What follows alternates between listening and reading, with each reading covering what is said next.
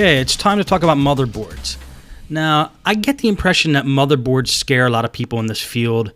You know, people don't want to deal with them or replace them or try to fix them. Or it's a little daunting to try to diagnose a motherboard. It might seem, but what I'm going to tell you is it's pretty easy. There's 4 main symptoms that could go wrong with a motherboard, and they are: 1, the laptop won't power on; 2, components in the laptop are not working, malfunctioning; 3, the computer shuts down randomly; 4, the computer acts abnormally.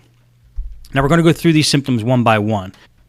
There could be more symptoms, but these are the ones that I found in my experiences. Now, number 1, computer won't power on. You got a laptop that doesn't power on. How can you tell if the motherboard is bad? Well, you just ask yourself, why else wouldn't a computer power on? Number 1, if it's on battery power, the battery's dead or the battery's bad. And number 2, the AC adapter could be bad. So let's rule out number 1. Pull the battery out. Keep the battery out of the computer for this test. And then take your AC adapter and check the voltage with a voltmeter. And I'm going to show you how to do that right here. You just use a regular voltmeter. And what you want to test for is voltage. I'm going to put the meter at 20 volts. And you take the tip, the power jack tip. You hold your your negative on the outside of the tip. And you put the red on in the hole on the inside of the tip.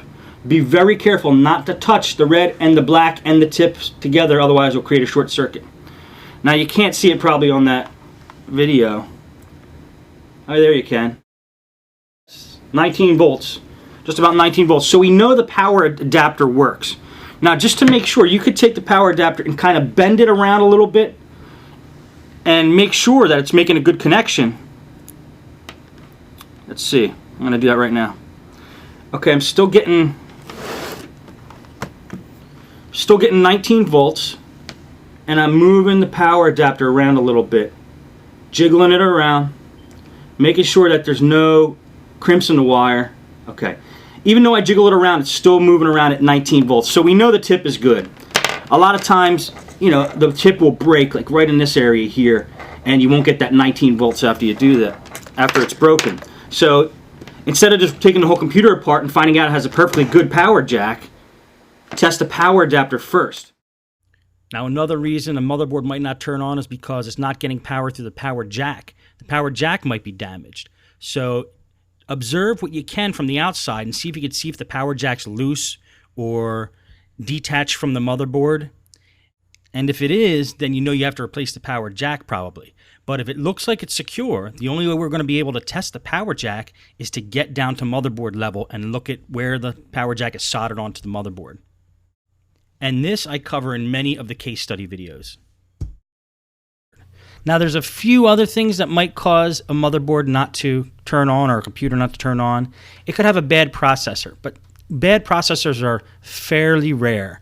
I would say 1 out of every 75 computers I work on, it's the processor rather than the motherboard that's bad.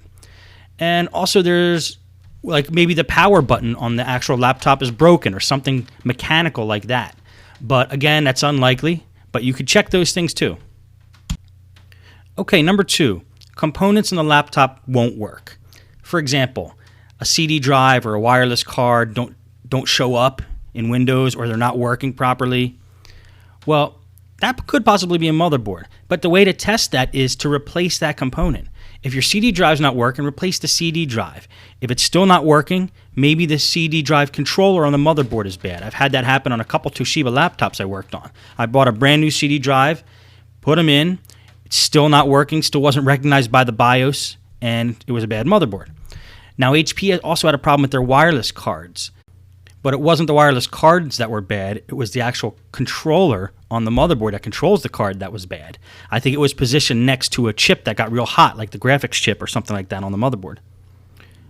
So if you have a laptop with components not working and you replace the components and they're still not working, then you might have a bad motherboard. Now, how do you rule out if Windows isn't causing this problem or the operating system's not causing a problem? Well, test it with a different operating system.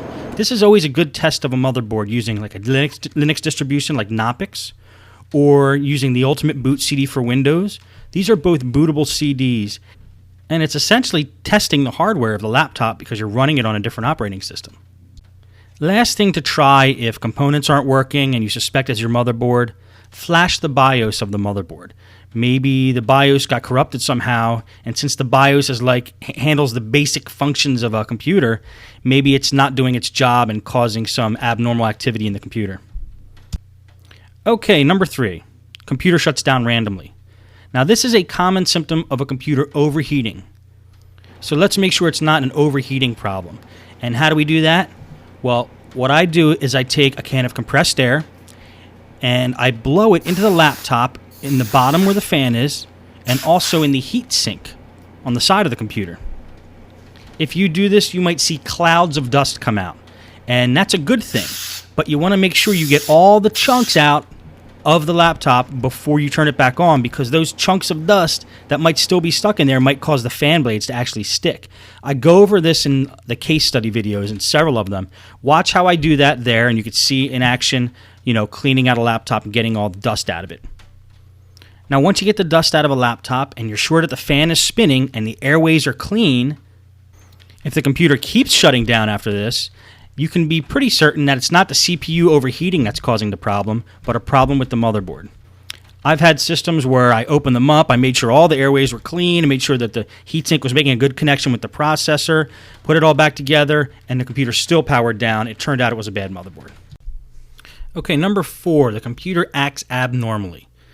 It blue screens, things aren't working the way they're supposed to, it doesn't boot up every time, it doesn't boot up at all sometimes.